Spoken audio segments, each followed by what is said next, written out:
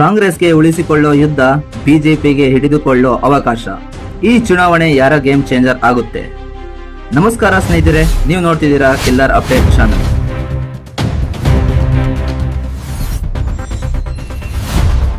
ಕರ್ನಾಟಕ ರಾಜಕೀಯದಲ್ಲಿ ಮತ್ತೆ ಚರ್ಚೆಗೆ ಕಾರಣವಾದ ಪ್ರಮುಖ ಉಪಚುನಾವಣೆಗಳು ಈಗ ಎಲ್ಲರ ಗಮನ ಸೆಳೆದಿವೆ.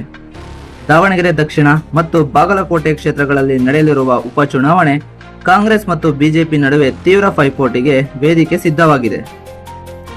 ಈ ಉಪಚುನಾವಣೆಗಳು ನಡೆಯುತ್ತಿರುವುದು ಕಾಂಗ್ರೆಸ್ನ ಹಿರಿಯ ನಾಯಕರು ಶಾಮನೂರು ಶಿವಶಂಕರಪ್ಪ ಮತ್ತು HY ಮೇಟಿ ಅವರ ನಿಧನದ ಹಿನ್ನೆಲೆಯಲ್ಲಿ.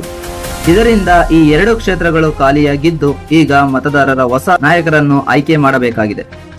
ಕಾಂಗ್ರೆಸ್ಗೆ ಈ ಉಪಚುನಾವಣೆಗಳು ಅತ್ಯಂತ ಪ್ರತಿಷ್ಠೆಯ ನಿಜ ವಿಷಯವಾಗಿದೆ.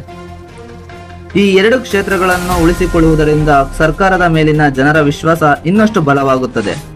ಇನ್ನು ಬಿಜೆಪಿ ಕಡೆ ನೋಡಿದರೆ ಈ ಫಲಿತಾಂಶಗಳು ಸರ್ಕಾರದ ವಿರುದ್ಧ ಜನರ ಮನೋಭಾವವನ್ನು ತೋರಿಸಲು ಒಂದು ದೊಡ್ಡ ಅವಕಾಶವಾಗಿದೆ. 2023 ವಿಧಾನಸಭಾ ಚುನಾವಣೆಯಲ್ಲಿ ಕಾಂಗ್ರೆಸ್ 135 ಸ್ಥಾನಗಳನ್ನು ಗೆದ್ದು ಭಾರಿ ಬಹುಮತ ಪಡೆದಿತ್ತು.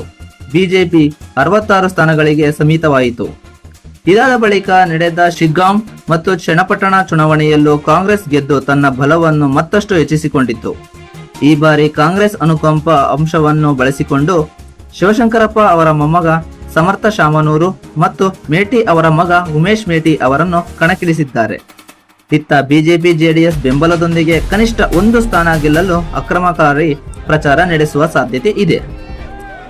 ಏಪ್ರಿಲ್ 4ರಂದು ಮತದಾನ ನಡೆಯಲಿದೆ. ಮೇ 4ರಂದು ಫಲಿತಾಂಶ ಹೊರಬೀಳಲಿದೆ. ಈ ಫಲಿತಾಂಶಗಳು ಯಾರ ತಂತ್ರ ಯಶಸ್ವಿಯಾಗಿದೆ ಎಂಬುದು ಸ್ಪಷ್ಟಪಡಿಸಲಾಗಿದೆ. ಕರ್ನಾಟಕ ರಾಜಕೀಯದ ಮುಂದಿನ ದಿಕ್ಕನ್ನು ತೀರ್ಮಾನಿಸುವ ಉಪಚುನಾವಣೆ ಇದು. ಈ ರೀತಿ ರಾಜಕೀಯ ಅಪ್ಡೇಟ್ಸ್ಗಳಿಗಾಗಿ ನಮ್ಮ ಚಾನಲ್ ಸಬ್ಸ್ಕ್ರೈಬ್ ಮಾಡಿ. ವಿಡಿಯೋ ಇಷ್ಟ ಆದರೆ ಲೈಕ್ ಮಾಡಿ, ಶೇರ್ ಮಾಡಿ. ಮತ್ತೆ ಮುಂದಿನ ವಿಡಿಯೋಗೆ ಭೇಟಿಯಾಗೋಣ. ಧನ್ಯವಾದಗಳು.